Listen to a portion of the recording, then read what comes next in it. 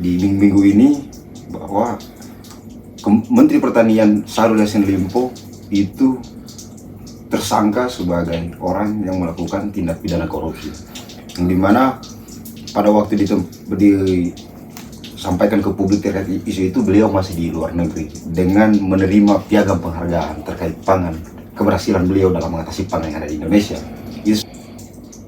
Hukum ini berbeda perlakuannya, utamanya dalam penanganan kasus korupsi, sehingga rasa keadilan itu tidak nampak di publiknya. Etika publik yang secara jabatan pemeriksa dan diperiksa bertemu di luar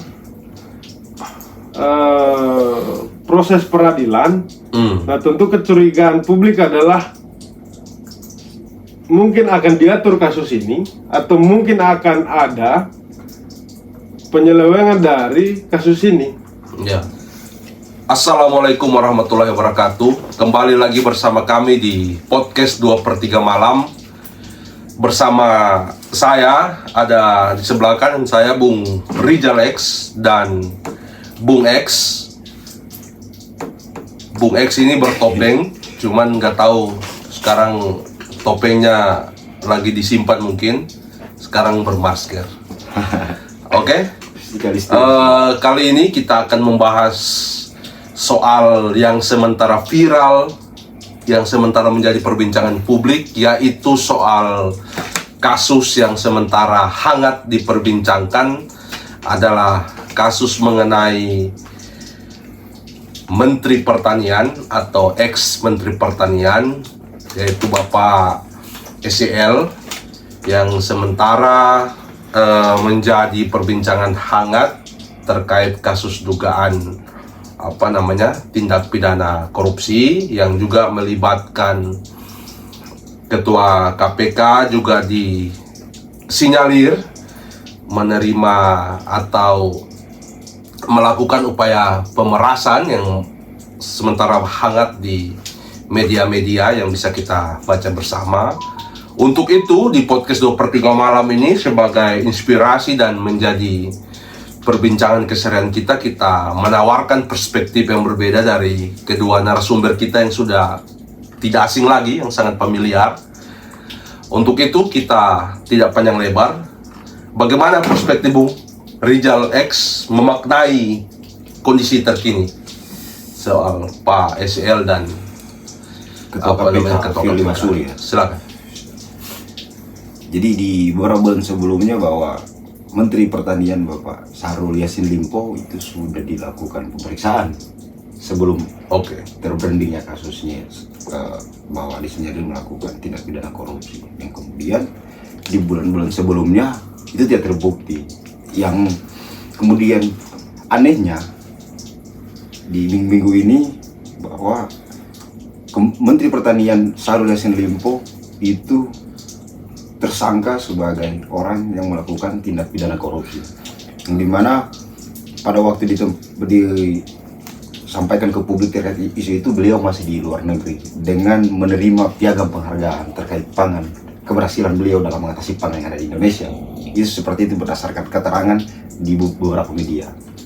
Nah, yang kemudian saat ini ketika dikembangkan kasus, Ketua KPK yaitu Firly Bahuri itu orang yang disinyalir yang melakukan pemerasan terhadap menteri dari Pertanian Bapak Syahrul Yassin Limpo. Saya cukup kaget ya, dalam beberapa bulan ini beberapa kader hebat dari Partai Nasdem itu lagi dilakukan semacam gangguan daripada program kerja yang mereka lakukan. Nah, padahal kita ketahui bersama masih banyak studi kasus petinggi pejabat dalam negeri ini itu yang melakukan tindak pidana korupsi yang sampai saat ini pun itu tidak diangkat di publik dan tidak diperiksa oleh Komisi Pemberantasan Korupsi. Ada tanda tanya besar terkait pemeriksaan Bapak Syahrul Yassin Limpo saat ini. Saya mencurigai ada indikasi bahwa ketakutan daripada elit-elit politik saat ini, partai penguasa saat ini, dengan memunculkan Pak Syahrul Yassin Limpo yang merupakan kader daripada Partai Nasdem, mengingat calon daripada Partai Nasdem itu sendirilah Anies Baswedan. Artinya saya tidak membicarakan Anies Baswedan, saya cuma melihat bahwa ada ketakutan terbesar. Tapi terlepas daripada itu, bahwa ini adalah desain politik. Kalau saya melihat itu ada desain politiknya, karena kalau bukan bagian daripada desain politik, nah kenapa pelaku-pelaku atau oknum yang sudah jelas-jelas sudah terang-terangan melakukan tindak pidana korupsi tapi tidak dilakukan upaya penegakan hukum yang masif? Artinya apa? Bahwa masyarakat tumbang pilih di negeri ini, bahwa hukum itu yang mereka bilang bahwa berlaku surut itu tidak ada. Ya. Hukum itu berlaku dengan siapa kau berpihak. Ya. Itu aja dulu. Nah kalau hari ini kau orang yang tidak melakukan kesalahan tapi tidak bagian daripada artinya ini penguasa, rekayasa ya. kalau saya melihat dari aspek politiknya itu lagi didesain. Karena kalau bukan bagian rekayasa ya ada dari salah satu kader partai penguasa yang sampai hari ini itu Siapa itu? Harun Masiku. Ya. Itu sudah jelas-jelas. Itu tidak pernah dengar kabarnya. Artinya apa? Bahwa ada pendiaman karena bagian daripada orang-orang penguasa. Nah, Bapak Syahrul Yassin Limpo saat ini yang saya melihat dengan tiba-tibanya yang sebelumnya tidak ditetapkan sebagai tersangka beberapa bulan kemarin pemeriksaan, tiba-tiba sudah dinaikkan kasusnya sebagai tersangka. Yang anehnya lagi, Ketua KPK berperan aktif dalam kasus ini. Berperan aktifnya di mana? Ternyata dia selalu melakukan, ibarat bahasa kasarnya, mau dijadikan rekening berjalan Menteri Pertanian ini. Sehingganya setelah mencuat kasus ini ke publik, ya ex-Menteri Pertanian itulah melakukan pelaporan juga terkait dugaan pemerasan oleh Bapak Syahrul Yassin Limpo itu sendiri. Kira-kira begitu, Bu. Jadi begitu ya. Ya. Jadi poinnya adalah soal ada semacam Desain politik ini. terindikasi desain politik ya. Boleh juga Bung Rizal punya perspektif ini ya. Untuk itu kita ada Bung bertopeng ini atau Bung bermasker ini, Bung X ini.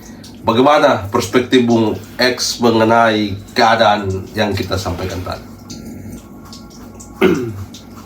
Sebelumnya begini, penegakan hukum itu apalagi soal bicara KPK ya, itu kan extraordinary crime. Didirikannya KPK ini kan untuk Kejahatan luar biasa ya. ya, menangani kejahatan luar biasa. Salah satunya itu terkait dengan tindak pidana korupsi. Tapi bukan soal status dan kewenangannya kalau menurut saya ini yang jadi problem di publik kita hari ini. Tapi problem utamanya adalah penegakan hukum yang ada saat ini tidak mencerminkan rasa keadilan. Kita menyepakati di diskusi-diskusi sebelumnya bahwa penegakan hukum itu tidak hanya secara normatif itu adil, tapi harus nampak adilnya. Itu menjadi penting di dalam tubuh KPK untuk menunjukkan rasa keadilan seperti yang disampaikan oleh Bung Rizal Lex tadi, bahwa semacam tebang pilih kasus dan terkesan penanganannya itu berbeda dengan yang ada sekarang. Taruhlah misalnya Harun Masiku, taruhlah misalnya kecepatan pemeriksaan kasus Airlangga Hartarto misalnya, atau taruhlah kasus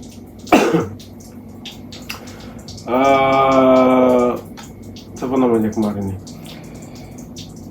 taruhlah beberapa kasus di kepala daerah yang terindikasi kader yang partisan, kader partisan partai tertentu, itu kan membuat kesan terhadap publik itu